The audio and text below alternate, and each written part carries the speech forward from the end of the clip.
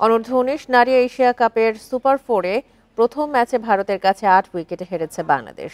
81 রানের টার্গেট 47 বল হাতে রেখেই লক্ষ্যে পৌঁছে যায় ভারতীয় নারীরা। টস হেরে ব্যাটিংয়ে নেমে নড়বড়ে শুরু বাংলাদেশের। 27 রানে ভাঙে ছোঁয়া ইভার উদ্বোধনী জুটি। সর্বোচ্চ 14 রান ইভার ব্যাটে, আর ছোঁয়া ফেরেন 10 রান করে। এরপর আয়ুষী সোনামদের দুর্দান্ত বোলিংয়ে নিয়মিত বিরতিতে উইকেট হারাতে থাকে বাংলাদেশ। শেষ দিকে নিশির 10 ও হাবিবার 11 রানের উপর ভর করে 8 উইকেট হারিয়ে 80 রান তোলে লাল সবুজ। ছোট লক্ষ্য তাড়ায় শুরুতেই কামালিনীর উইকেট হারায় ভারত, আর দলীয় 22 রানের সাজঘরে ফেরেন সনিকা। এদিকে আরেক ওপেনার তৃষার সঙ্গে নিকির 64 রানের জুটিতে সহজ জয় ভারতের।